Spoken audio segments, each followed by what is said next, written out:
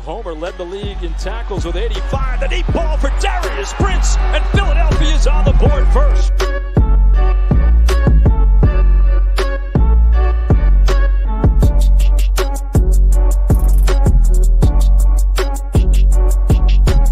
On the draw, this is Bryson Allen.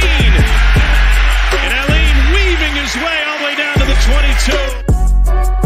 10-yard line, 5. Mayfield, Dancy, all around. Throw it as far as he can throw it. Jump ball coming. Crazy stuff. Not this time. And you want to be a wide receiver.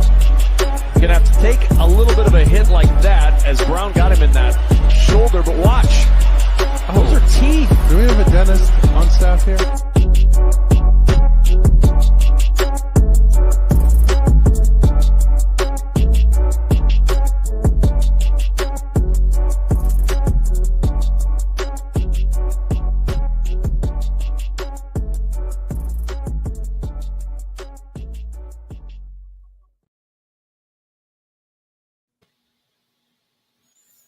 Hey everyone, welcome back to another interview on the Shady Sports Network. My name is Cody, host and creator of In the Alley. We are joined today by fellow Shady Sports correspondent TJ Bartholomew. TJ, how are you doing? TJ, are you there? Oh, yes, sorry. Okay. Hi, everybody. Didn't know if the mute monster got you. And then followed today, we are here with CEO of Arena Football One, Jerry Kurz. Jerry, how are you tonight? I'm doing great. Appreciate you having me on. Awesome. Thank you for taking the time to speak with us tonight. Obviously, it's a new league with Arena Football One. So before we dive into those questions, I do want to talk about really kind of the beginning. We're kind of touching on this before we went live. Can you give us just a little bit of your background, a little bit of the history, and just the decades of knowledge and experience that you have had with Arena Football into Arena Football One? Appreciate that. It's true. It's who you know, how you get associated with things. Jim Foster, who created Arena Football, who was the innovative mind behind it, having gone to that soccer game when he was working for NFL promotions department. We played football against each other, stayed friends. He went to work for NFL promotions department. I knew I couldn't play football forever. I went to law school. He needed to find a lawyer who would help him develop his product, would not charge him a lot. As a matter of fact, would charge nothing, and knew enough about football, hadn't forgotten too much from having played football. I fit that bill. He came to me, said, "What do we do?" I asked him what he was smoking. He told me he wanted to protect it, find out how he could get a copyright protection of his idea. I brought him to a former law professor of mine, Bill Nairo, who got him a patent. I asked him, "Were you smoking the same thing?" They were right, I was wrong. Turned out to be a great game. That's how I got involved. Go for it, TJ. Oh, sure. To kind of piggyback off that, with having all of your experience with the AFL, bringing it back for a second time, helping with the FCF as well,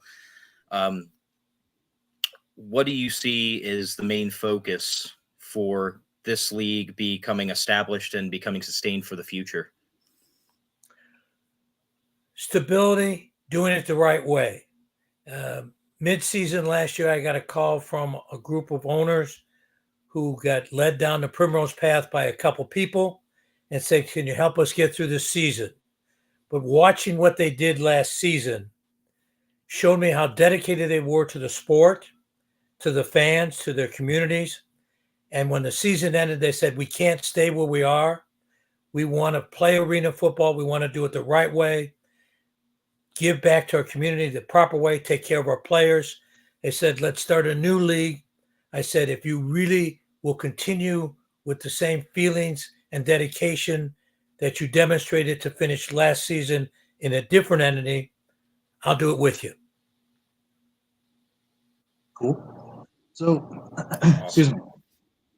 You oversaw Arena Football 2 from its inception, and then obviously the bankruptcy with the original Arena Football League happened. Are there any similarities, any differences that you can kind of take away going into this new iteration from what you saw emerging Arena Football 1 slash what most people call Arena Football 2.0 from 2010? Are there any similarities or differences that you can kind of correlate between that and what we're dealing with now? Well, the advantage we had with AF2 is that as AFL, as the parent company, we had 10 years of experience before we started our developmental league. The advantage we have now is that we've seen, and some of us have experienced, the highs and the lows, the good, bad, and the ugly. So trying to not repeat history, but learn from history, we'll do it the best way we can. Yeah. With the new emergence and traction of alternate football leagues, specifically, spring football, do you see this as a possible, second coming of the early to mid 2000s, where arena football as a whole can really gain like top popularity and all the excitement that it had with mass amounts of fans? I believe so, but it has to be done the right way. Too many people have tried to start leagues and wanted to start being the next major sport. Arena football has been a niche sport. It's a good niche sport. There's nothing wrong with being a niche sport. We were a niche sport at a high point. We had tons of fans, tons of TV partners. We can do that again, but knowing who we are, walking, then trotting before we run. So you alluded to what happened last season. Started with 16 teams. It got whittled down to 8. Now for 2025, the number's at 11, possibly more. What steps are you and the league taking as a whole to make sure that we just don't see a repeat of kind of what happened with teams just kind of folding mid-season and some only playing a game? Well, part of the issue that happened is that group of people, they've had some league-owned teams, but the league had no money, no funding. So it's next to impossible to have league-owned teams and believe you can raise the flag and people are going to salute and support you without you building a foundation before you say that you're anything. We made sure that the teams that we took in, initially with the first 8 that finished the season in another league, but didn't want anything to do with that. The other teams that have been announced so far have a good foundation. They're embedded in their community. They have professional people operating a team, and they have the funding necessary to do so. So there's no league-owned teams. They have to be owned by a group of dedicated community-based people.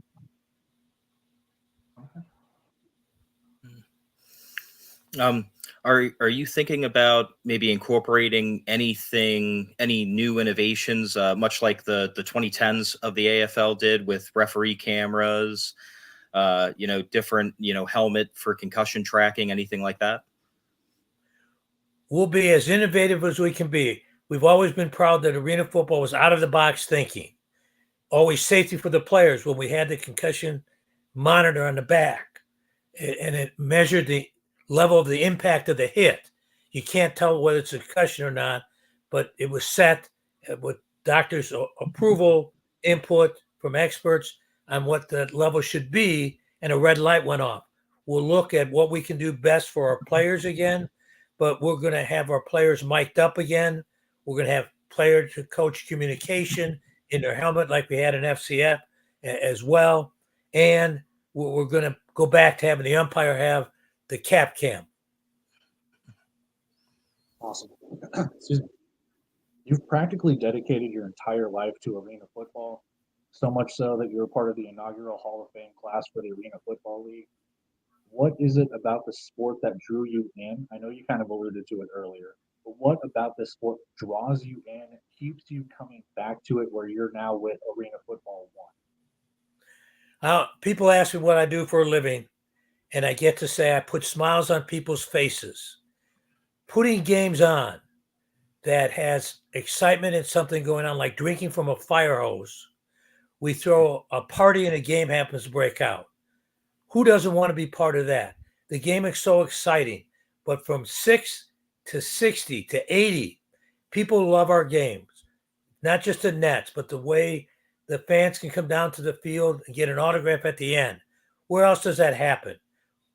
What Jim Foster created, Bill Nero and I helped move along, and has spurned so many other leagues, just gives you that feeling of accomplishment. Everybody thinks it's just a game, but it's everything we do all year long in the community, but still putting smiles on people's faces. It got me hooked, keeps me coming back.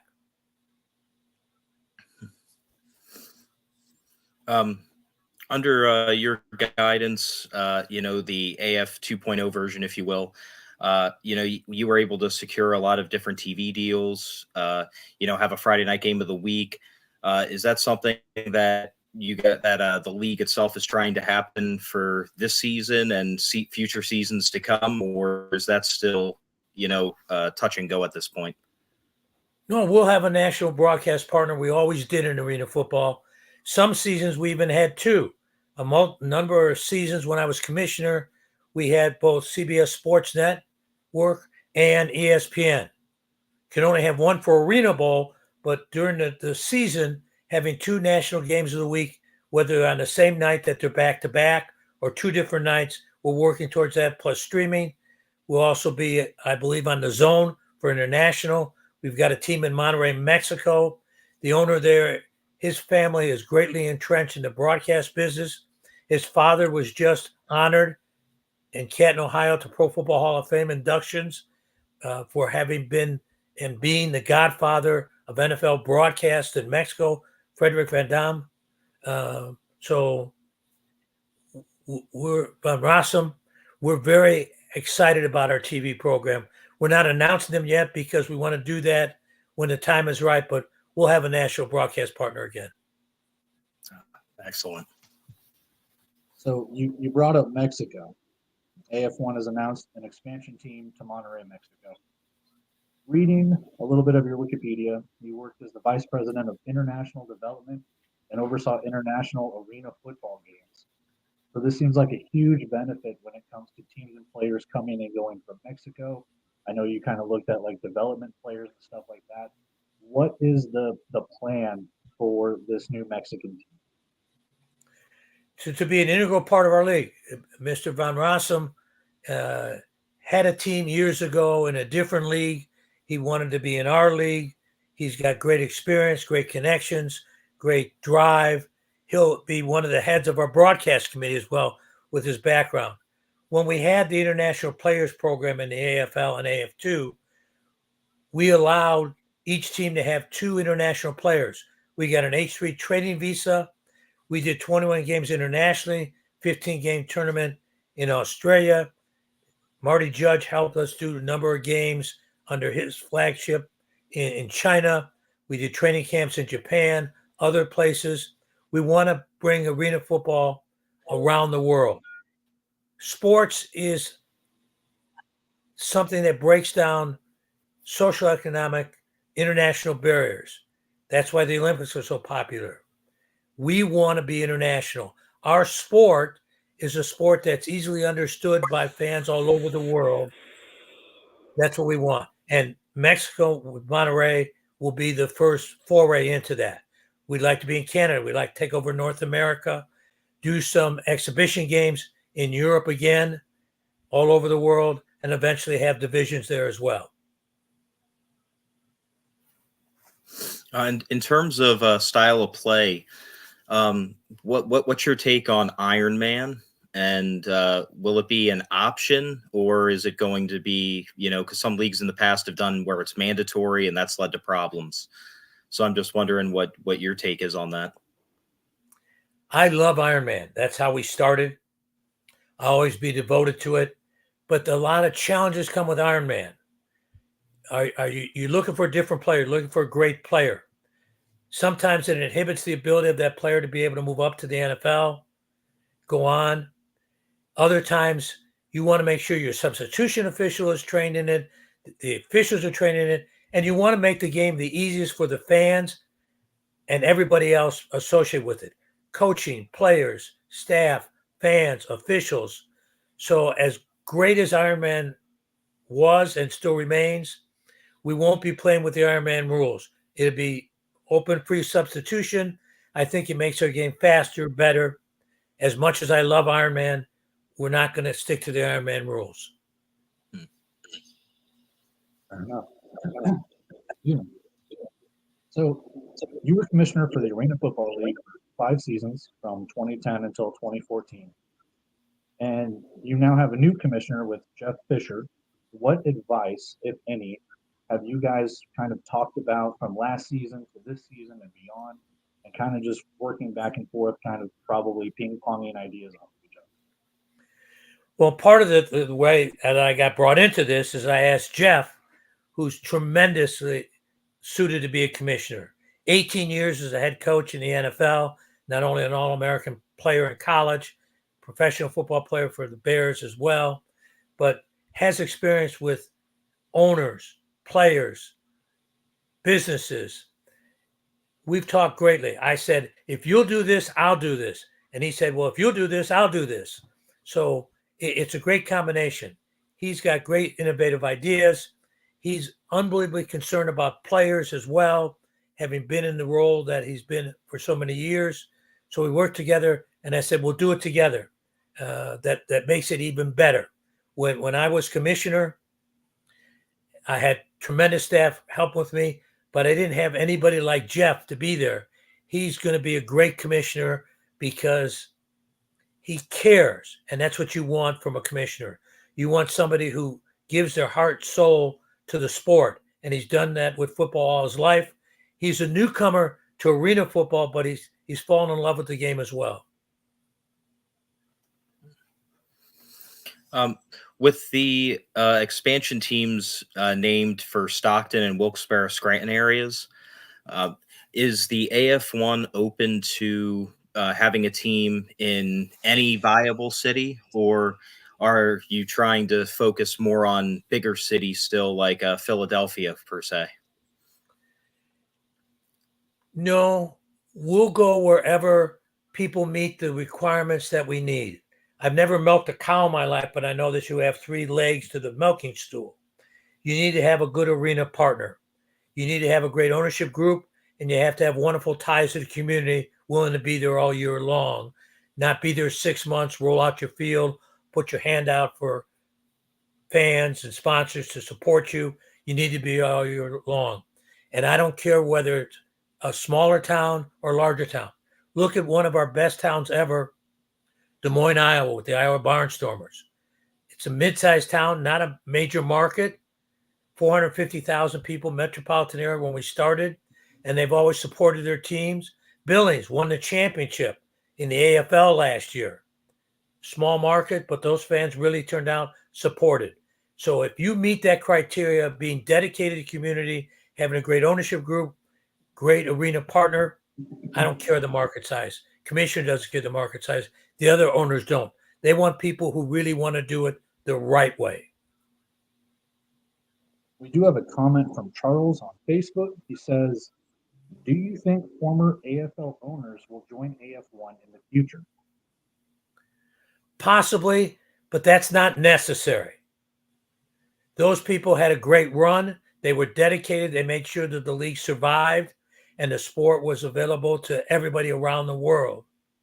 Love to have former owners come back in because they were great to the sport, but that's not a necessity. We're not pitching it just to people who were in the sport before.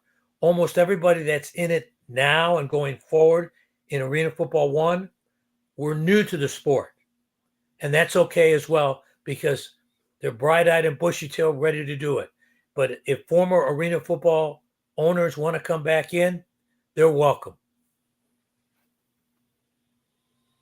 So what is different with Arena Football 1 than Arena Football from last season or even 2010 when you were the commissioner?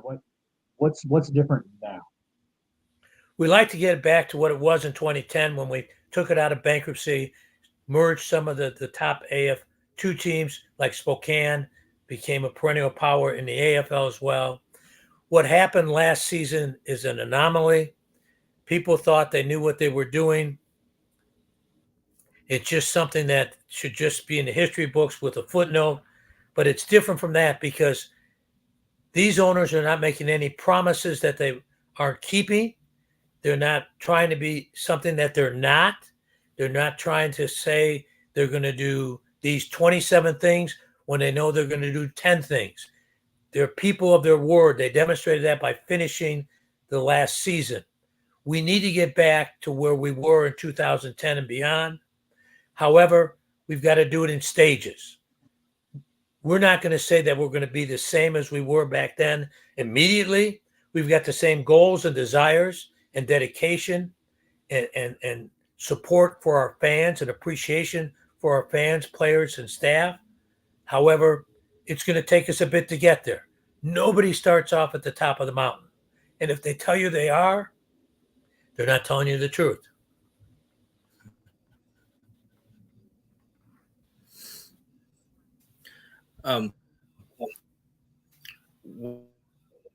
What be emerging in the future once the AF1 gets firm footing? I think you'll see us growing. We'll split into geographical territories, which is better for transportation, rivalries. Building up rivalries is fantastic. We had that for years. We'll do innovative things as we did before. We're always open to new products, uniform design. I like having our fans involved and much more part of the game. I learned a little bit of that from fan-controlled football, which was a tremendous opportunity to learn about some tech stuff, which half is over my head. But the fans calling the plays is a step too far for these owners now in AF1. However, innovative, having fans involved in some more parts of the game because we want our fans involved in the game. It's in-your-face football. We want more innovative things to come out. Excuse me. Obviously, one of the most innovative things is sports gambling. Are you guys going to be at the forefront of that as well? We will, but things need to be done in order to get there. You've got to demonstrate that you have accurate and correct, timely injury reports, transaction reports. And so we put into effect the operations manual, the rules of running a team that we had for years will go back into effect, and we'll get to sports betting. But you don't start out of the gate with sports betting, but we'll get there. It's something we all want. We'll have fantasy league as well, but that's in steps. We'll demonstrate that we're a truly professional league with accurate, truthful, timely injury and transaction reports.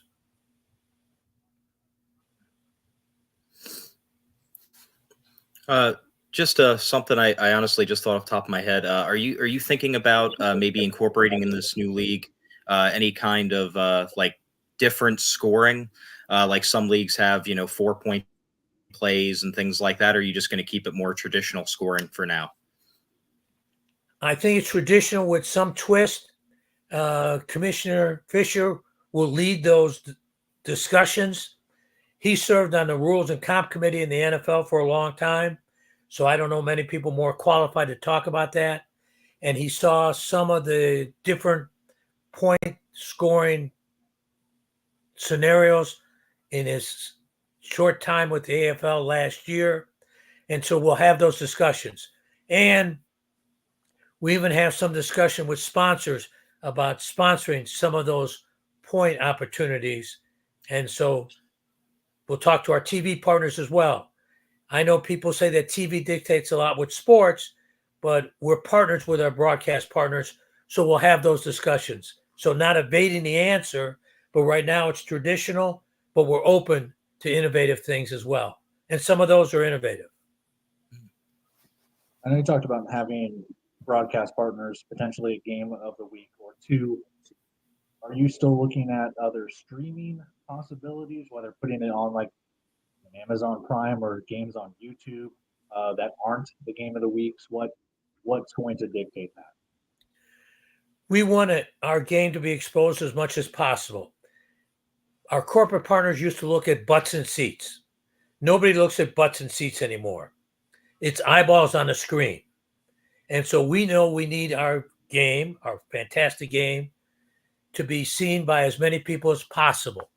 So we'll have linear partners, we'll have cable partners, and we'll have streaming partners. And as I said, we've had an experience with the zone before.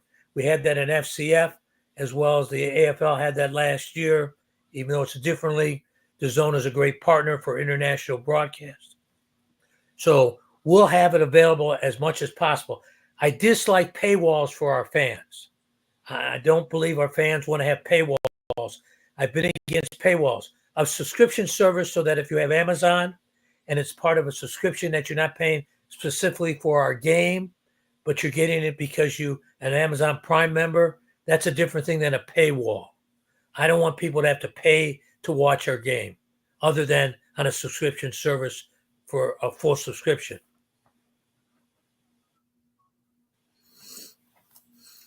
I know in the past, specifically in the original iteration at peak popularity between, I'd say about 2000 to 2008, there were talks of potentially one day maybe arena teams being almost like feeder teams directly with the NFL or, at this time, presently, any other spring leagues. Is that anything you can see some kind of partnership with an outdoor league in the future? Well, let's go back a minute. The NFL was a great group to work with. They were supportive of us when they realized that we weren't out to compete against them. We never set out to compete against them. We had 6 NFL owners at one time in our league. The NFL even changed their bylaws to allow NFL owners to own an arena football team. But there were restrictions as well about not being able to sign players from one squad to another squad of their NFL team and AFL team. The NFL doesn't need a feeder league. NFL has not made an arrangement with anybody else to have a feeder league. They've got the college system as their feeder system, and it's worked well for them. We want to promote our players being able to play arena football. If they make it and get an opportunity to play in the NFL, our contracts allow them to go right away. We'll drive them to get that opportunity. I don't see us being a feeder system for anybody other than for players who are able to move up to the NFL but not have any direct relationship as a feeder system. I don't think that's what arena football is for. It's to develop arena football players and to provide arena football for our fans across the world. So always at the forefront of innovation, you have established arena cups in Puerto Rico. So much so, neutral site arena bowls in Vegas, things like that. Last year was an arena bowl in a mall. Are we going to expect another arena bowl brawl at the mall?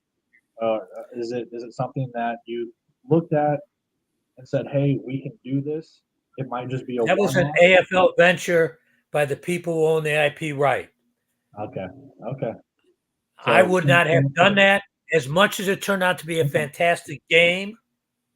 But that's because of all the teams and the staff that worked to put that on. That game had 2.9 million views. Not my numbers, but Barstool Sports said that. It was unique. You look to the left, there was a ski slope. You turn to the right, there was a water park. I still believe strongly that our championship game should be in front of the highest seed, in front of our fan base. However, as you brought up, we did an Arena Cup in Puerto Rico, an Arena Cup in Vegas. Boyd Gaming owns the Orleans Arena, was the host there. We did AFL Arena Bowls in neutral sites.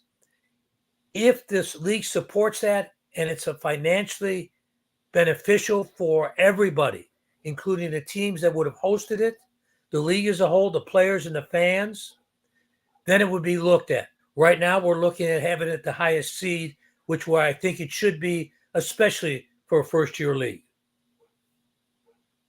But we're open to innovation. That said, we're out-of-the-box thinkers. Jim taught us to be out-of-the-box thinkers. I like that. Yeah, me too. Well, ultimately, again, you have just such a historic resume, storied resume, Hall of Fame. What keeps you driving just to continue to strive for greatness? Being able to go to games, and I don't know if I've ever gotten greatness, so I guess that's why I'm still striving for it. I just love what this sport has brought to people, what it's meant to me. My son, who's about to be 38 years old, grew up in this game, was a Division I college football player himself, but he grew up on arena football. My wife is my law partner as well. We met studying for the bar exam. Grew up with me on arena football and has supported everything that we've done. But just the fact that we can bring it to more people and expose it to more people, get more people to love our game the way everybody else has loved it, and smile and enjoy coming to the game. A radio show that has radio silence at some point, that's a cardinal sin. You can't have radio silence. At our game, you can't have anything not happening. I love that from the time the doors open to the time the doors close, something's going on, especially at the end of the game. We've talked about it before. The players being on the field, meeting up and close, and fans can take pictures and sign autographs. Where does that happen? Except in one of our games. So all that keeps me going. The excitement of having new markets, new owners come in, new players come in, and people say, thank you to Jim and Bill for bringing the game to us. So obviously you guys have gone your own way from the previous ownership groups and all of that stuff from the AFL. Does that include the trophy? And what I mean by that is, are you going to be able to bring back the Foster Trophy for the champion for next year? That's our goal. That's our goal. Jim got that honor for developing the game. As much as he had help making it into a league, he developed the game. But for his forethought, his imagination, his drive, there wouldn't be arena football, and there wouldn't be any of these other indoor leagues. They all spouted from his idea. That's where they spawned from. So he deserves that honor again. A great answer. If you are able to bring back the Foster Trophy, will it be the one from the original league, the really big one, or will it be the slightly smaller one from the second iteration? That smaller iteration came out of Christy Cook, who's now Christy McEwen, because she got married since then. Office. It was a replica trophy. That's why it was that small size. No. They used a replica trophy because they couldn't get the full-size one. I know where the full-size one is. I know who has two of them stored and we'll talk to them. The person who has it loves arena football. We'll try to work something out, but we're not going to use the replica trophy that was in Christie's office. One's in my garage. We're not going to use it either. We do have another comment from Charles again. It's, have you decided on a name for the championship game? No, not yet. And that's one of the things I think we'll work with our fans. Our fans mean so much to me. Without our players, we don't have anything. Without our owners. But without our fans, what do we have? And so we all, the owners, myself, the staff, we want to get our fans involved as much as we can on what we do and how we do it. So we believe that one of the things we'll talk about, because at this point we're not allowed to use Arena Bowl because it belongs to another group. And if we can't get the rights to use that, we'll come up with something with our fans' help. I remember the 1 year for one of the Arena Bowls, the league held a contest for fans to create their own logo. I remember this because I took part in it. I did not get picked, but I tried. Are you thinking about maybe doing something like that again, like super interactive for the fans? Very much so. I learned so much being with FCF. It's innovative, tremendous, that we'd like to bring some of the things, even would like to work something I'd love to see in the future, arena football powered by FCF, because getting the fans involved, everybody's on their phone, on their device, and they've got great technology that I love to use with our fans here in arena football as well. So as much innovative, bringing fans in. Some of our new teams, I believe, will use fans to help name their teams. Some of the teams come in with a name, some don't. I love community involvement, people giving the ideas on names, being involved in launching a team, designing uniforms, all those kind of things. So yes, yes, and yes.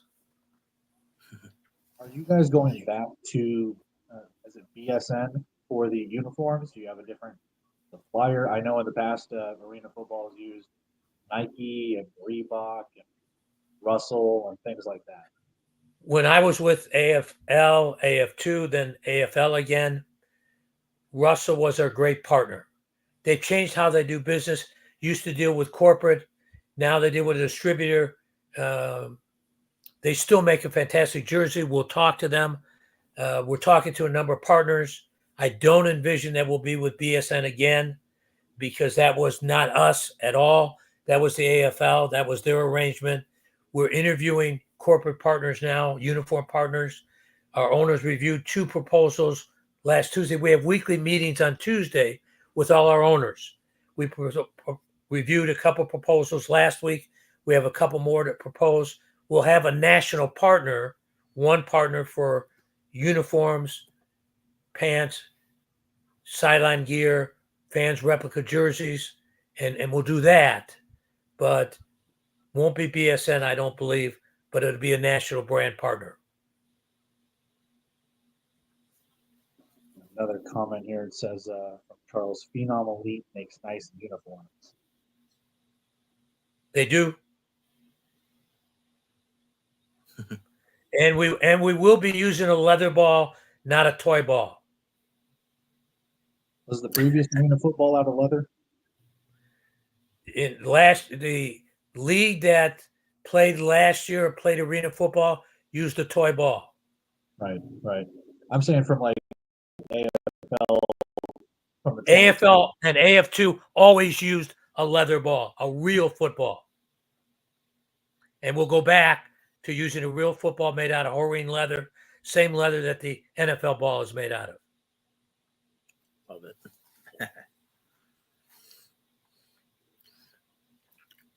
And if you can't make kicks with it, I mean, I'm telling you. You got your law degree from Northern Illinois. I did. Who beat Notre Dame? That's literally was going to be my question. I was going to say, do you watch anything else except arena football? And how did you like the Huskies upset?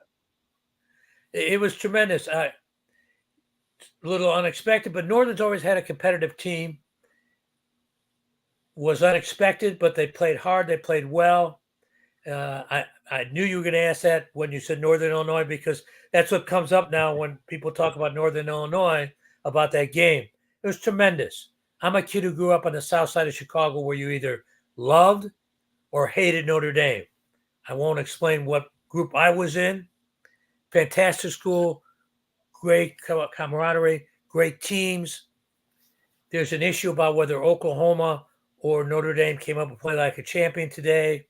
I know who really came up with it, but I love that Northern Illinois had a great day playing Notre Dame that day.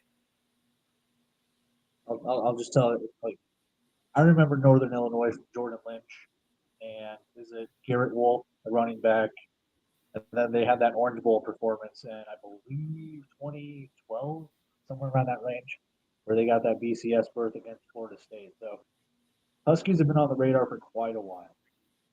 You got a good program, nice school. Was great for me for law school. Oh, yeah.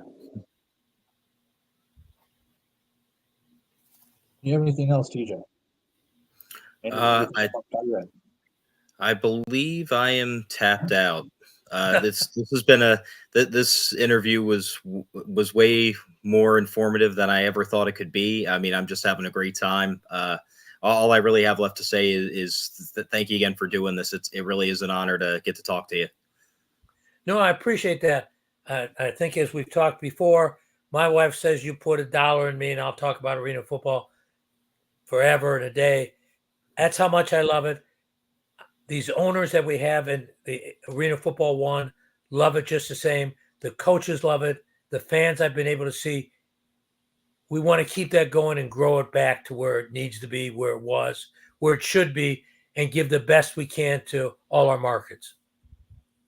I know from. Oh, sorry. You're good. You're good. I just. I just know from everything that went down last year to everything happening. This is definitely a group of committed owners, players, league officials, everything. I've said it before in previous arena podcasts that we do, that if there wasn't 100% heart and 100% commitment last season, 90% of the leagues wouldn't have been able to finish, but you guys did. So I think this league is in a very great spot and a very bright futures ahead. And a lot of that's because Jeff Fisher got them all together to do it and get it finished, and they were dedicated, and it worked. But that's why we're in Arena Football One now. So I got a couple questions here. One was asked to me on the Arena fan forums. I know you can't go into specifics, and you kind of touched on it a little bit earlier. But the question was, Stephen Titus, the owner of the Billings Outlaws, said that they were talking about a city in Canada. All options are on the table, if that's what you said, but apparently there's issues with Canadian government or something like that because they don't want something interfering with the CFL. Kind of dive a little bit into that. It's just the question I was asked. If you can't go into detail. Arena football's had a history in Canada before. Right. We once did an exhibition game in Calgary. We had to delay the game for an hour because the line to get in was so long because the fans were so supportive. Now, the two teams that played in it had two former CFL coaches besides arena football coaches, so that helped a little bit, but we'd like to be back in Canada when the time's right. Canada is a great market for us. Fans up in Canada are used to going into arenas for sporting events, hockey, yes. And so we'll be in Canada when the time is right. I'm a Winnipeg Jets fan, so I know exactly how to do. So what free agency right now has started. You've already seen social media posts. Teams are signing players left and right. What are the next steps? What are the next steps for Arena Football One? Big question, when are we going to get a schedule? Are there going to be any divisional realignments? I mean, I know I'm asking multiple questions at once. So I guess we'll start it off with, when is the schedule going to be released? By the end of the month. Fair enough. Is there going to be a divisional format? There will be. We want to do it regionally, as we talked a little bit before, because there's expenses to run any team in any league. And geographically desirable is a good thing to cut down on your travel expenses. So depending upon how many teams we wind up, and that'll be known by the end of the month as well, whether we're at 11, whether we're at 12, whether we're at 16, whatever number we're at, ideally we will split it into conferences across the country to make travel as economically possible as we can be. You might not be able to go into detail, but this is going to encompass everything from your career. Do you have a white whale expansion city? Like a city that you would love to expand it to, but just can never either no arena, no owners? Was there a place where you really wanted, whether AF2, AFL, or even now, that you just wanted to get to, but for some reason or another just couldn't? No, not really. I mean, we at one time had 18 AFL teams, 30 AF2 teams. And it's never been that we said, we need to go here, we need to go there. And we didn't throw a dart at a board, at a map. It's where it fit, where we had all three legs of that stool. So I don't think so. Now, I'd love to have teams in a division in Europe, in Australia. The 15-game tournament we did down there was tremendous. We did a training camp in Hawaii that had Pacific Rim countries, Australia, New Zealand, Japan, Korea, Guam, American Samoa. We'd love to have teams all over the world. So maybe my white whale is having divisions in different countries around the world, different continents, but not so much a white whale here in the U.S. or North America. Did you have your hand in the Arena Football China? Marty Judge did that with his group. What I did with Marty brought me to China twice. He said, they've always wanted the NFL commissioner to come and they never could. Will you please come as the AFL commissioner? We had a working agreement with Marty. It was Marty's company who did all those games, but we had a cooperation agreement. But to support that, I went twice at his urging to meet with the Chinese government. But that was the biggest hand I had in it, supporting Marty and what he did, because it promoted arena football in China. Do you ever see the potential for an AF1 China? What I like to see is teams in China in a division playing against Korea and Japan as well, that part of the world, Australia, New Zealand as well, having a division there, and then having a real world championship. That's what I see. That's what I'd like. That's my white whale. There we go. So we've talked schedule. We've talked kind of free agency stuff, divisional alignment. What about playoffs? How many teams are – I know you don't have it locked down on how many teams are even playing. You're still doing 6 from last season to this season. We're going to bump it up to 8. The discussion that led by Commissioner Fisher as well is 6 teams, a bye week between the last playoff game, those 2 championship games, to the newly named championship game. We'll have a bye week in between because giving a week to get ready, transportation costs are assisted by that, and to market it, we'll have that week off and then the newly named championship game. So currently 6 teams in the playoffs. The format for that, whether the top 2 get a bye or not, is still being led in discussions by Commissioner Fisher. Throw everyone for a loop and do the bottom 2 teams get to bye. Oh, we got a question. From Dave Williams, says, when will the AF1 website begin hosting transactions? As soon as possible. One of the things I get to say is I'm not the tech guy. I just got notice that my email is now set up, that I have to get live tomorrow. So I believe that the website will start. Gary Compton, our Director of Player Personnel, a great AFL player himself in his history, is leading the charge on that with great help from people from our Albany Firebirds team, Steve Titus as well. So as quick as we can get it up, but soon.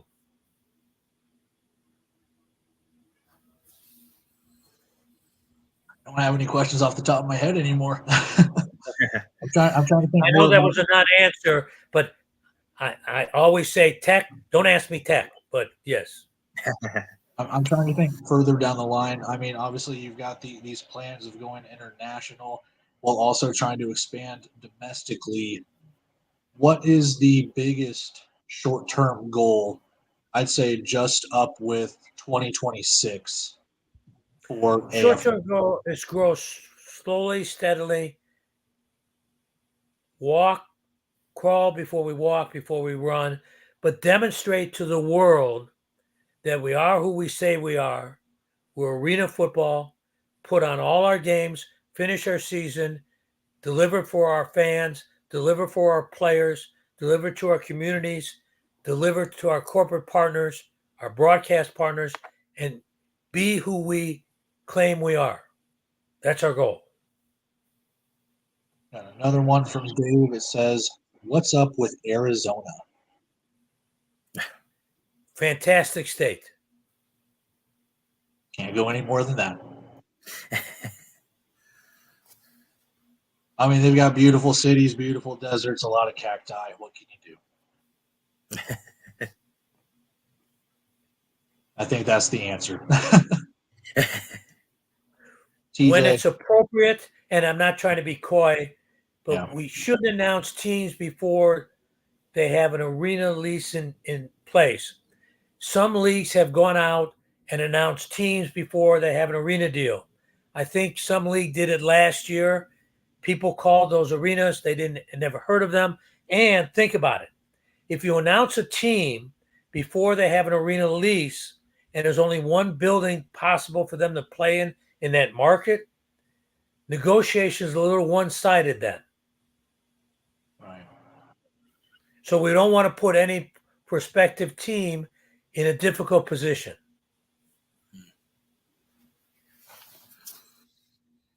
There will be additional markets announced shortly. For this upcoming 2025 season or for 26? For 25. Okay. I do want to ask you though, because myself personally, I do watch the indoor football league, a competing league, rival league, whatever you want to call it. But my point being is, I did a little documentary on one of the teams from back in the day, the Salt Lake Screaming Eagles. The ownership of that group, Project Franchise, went over and created Fan Control Football, which you were a part of. I just want to get your take on those guys. I only heard about them through obviously media hits or kind of just going through and making this documentary thing. And I just want to hear from you how good, how bad. I mean, you can puff it up as much as you want. How much fun was fan control football, hoops, hurdles, whatever? They're fantastic people. I'd never thought it was going to work when they did in the IFL. And the IFL is a good league with good leadership, good teams. I'll never besmirch them. I did some work for them as a consultant for years. When I stopped being the commissioner, very dear friend of mine who we lost during COVID, John Pettit, one of the best people in sports and in life that I've ever known to be, told me that I had too much institutional knowledge, that I was not going to sit at home and be a bump on the log. We started a sports consulting business, and he got me involved in fan-controlled football. But he had watched what went on Project Franchise. I knew it wasn't going to work because they could only do it at home, and if they did it on the road, the other teams weren't going to do it, so it really was never going to be a real test or real vision. It wasn't a beta test. It couldn't really work. They were dedicated. They spent years getting it ready. They came to John and said, let's do this. And he said, well, let's bring Jerry in so it can be real football as well. Jerry doesn't do anything with the tech, but it'll help us get real football coaches, players, those kind of things. They were dedicated. First season was 100% during COVID. Nobody else was playing. We took over an arena in Gwinnett, a hotel as well, and had played with 4 teams. Everybody lived together, existed together, ate together, played together, slept in the same hotel, ate in the same hotel. The next year, we increased to 8 teams. No longer COVID. They built their own arena, really a sound stage that was fantastic. Had NBC, LX, Peacock, The Zone, Twitch, TO, adding to Johnny Manziel the first year, Batavius Bryant, others. It was exciting. I got hooked when we put the first game on to see the fans being able to call a play, and that play got run, and then when it scored a touchdown. It was exciting. It was difficult to play with so many people in the same hotel. We had 220 people in the same hotel. We took over a hotel, 3 meals a day, 30 vans. The conference center was a weight room, a training room, an equipment room. It was a lot to do with one. So my suggestion to them, which they're looking at, and I hope they get it done, and I'll help them as much as I can, to go to individual markets so it can be more fan attended. But those guys learned a lot from their IFL days. It was never going to work in the IFL structure because the IFL was for the IFL game, which is a good game. But as fan-controlled football itself, I'm a fan. Awesome.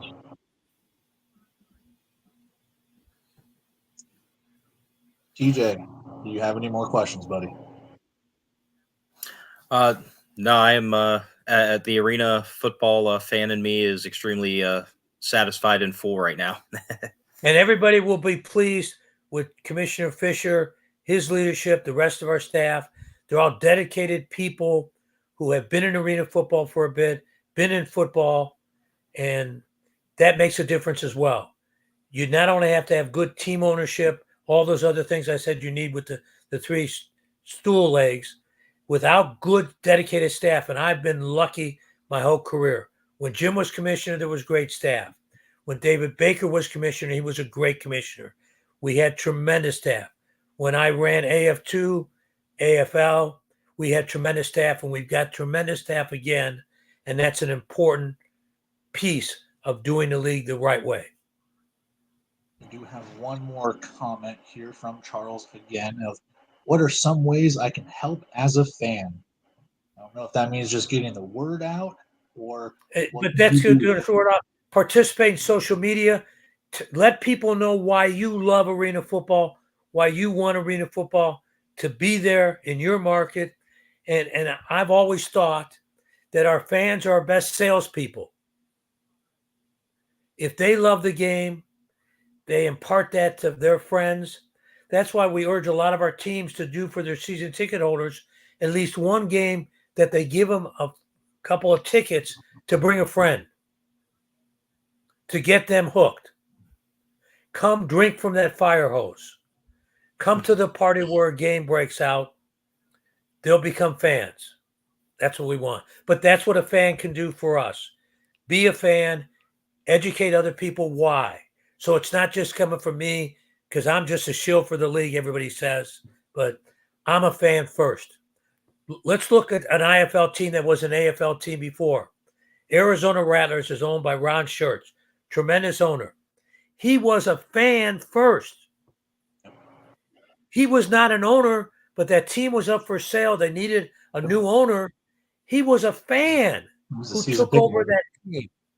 Look at that super fan. Well, I was going to say, Charles kind of stole the final question to an extent because, Jerry, I want you to kind of give us, before we get out of here, can you give us your elevator pitch, your 30-second to 1 minute? Why should people tune into AF1? High-scoring, fast-paced, hard-hitting entertainment from the time the doors open to the time the doors close. Where else can you meet the players up close? Where else can you be part of the game? Where else do you keep the football when it comes into the stand? Players goes in the stand, you got to give them back, but you keep the ball.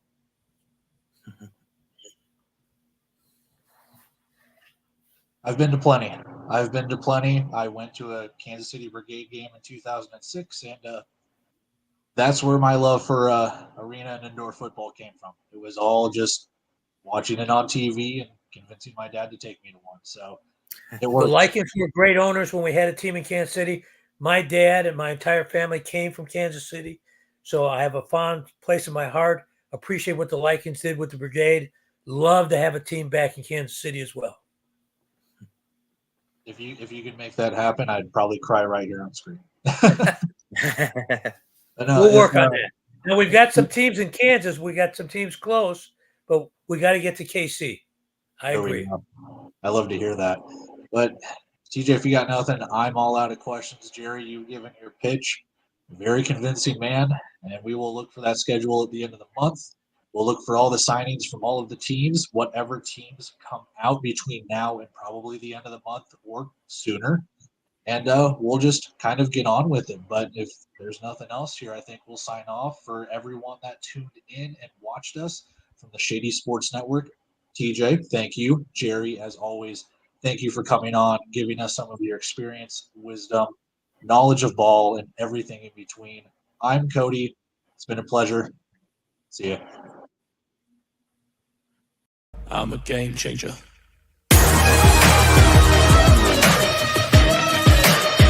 I'm a game changer.